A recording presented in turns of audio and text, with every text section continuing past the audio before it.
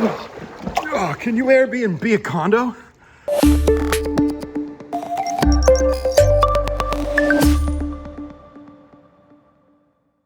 Hey everyone, thanks for joining us for the Hatch Homes group. You got Johnny and Angela today on this lovely Monday. So we are going to continue our conversation that we had last week about renting in Portland, where we dove deep on, is it a good time to buy a rental property? Well, we get this question a lot. Like every single time I have a condo listing, I get this question, can you short-term rent the condo? There's a ton on short-term rentals.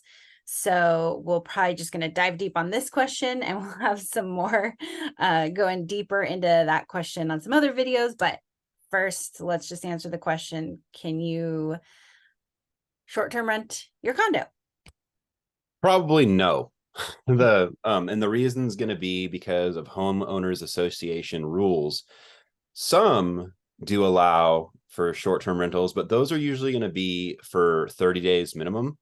And so the HOA rules are always going to be what's at play, but they typically very much so frown upon Airbnb and short-term rentals. Yeah, we try to keep a list of properties around that do allow it, because it's not like, I mean, it's not like every single HOA has like made it so you can't, Yeah. but really like the majority. The, and there is a market for it though for the 30 days and over because there's Yeah. a desirable rental market for the traveling nurses that would use that. Yeah, for sure. And I think that I mean, I actually have some Airbnbs, and I know that there's a market for people that just need a place to live for 30, 60, 90 days, like there's a total market for that, and it can be really hard for those people.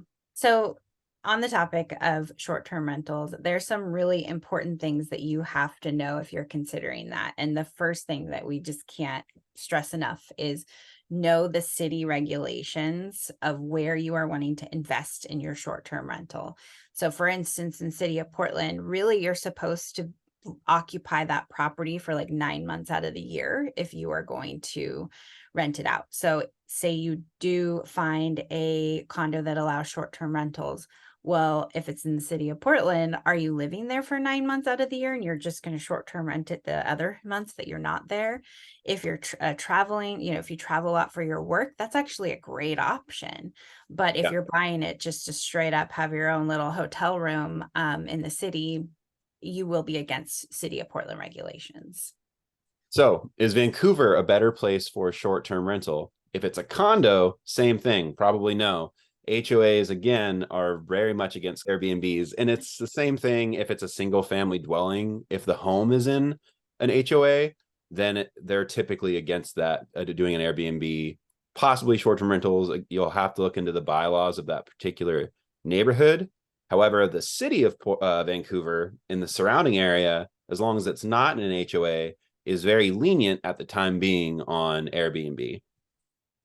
Yeah, and like there are some proposals actually very, very recent in the city of Vancouver to create some regulations around Airbnb.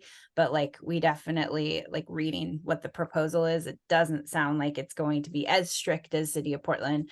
Maybe they'll still require like things like you have to get a business license if you're going to do a short-term rental, things Yeah. like that, but totally navigatable. Like the ones in Portland are a little bit harder, and really Vancouver probably will stay a lot more lenient unless they have like some kind of crazy housing rental shortage, like we do here in Portland, that kind Yeah. of sparked that big shift in Airbnb. Also, know that even if you're not going to short term rent your condo, you just want to rent a condo, rental caps typically apply at a lot of different condos, homeowners associations.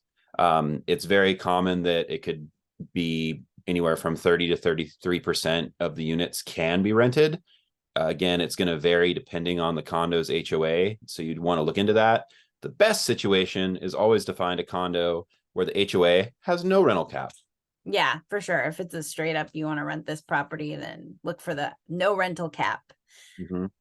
And getting on my soapbox for a minute, my 2 cents is that HOAs should consider allowing short-term rentals, and just like they do rental cap, I've seen a lot of condos be hit hard, like through the pandemic, through like things happening in like urban living environments, that if so the prices have gone down on some of these condos, the desirability has gone down. Even the ones that have that allow rentals, well, you're competing with all the apartments being built in Portland, right? So if HOAs had a cap on how many short-term rentals they allow, like it actually would be like create a little bit more desirability for their whole complex, help with building up those reserves, all the things that like you need for a healthy short-term or a healthy HOA. So I get the reasons why they don't allow them, but I do think that like some buildings should really reconsider those rules. And also, there should be an easier way to search for these units. You know what I'm saying? Like every single time an agent calls me and says, "Hey, like what's the rental rules?" Blah, like can you short-term rental? We should really have a button in RMLS that states these are the rules and it is searchable. Okay, I'm going to put that in the help ticket in RMLS because it drives me nuts. Nice. So what are your questions about short-term rentals? Shoot them over to us, share this video, and like and subscribe. All right. Have a great week, everyone. Thanks for watching.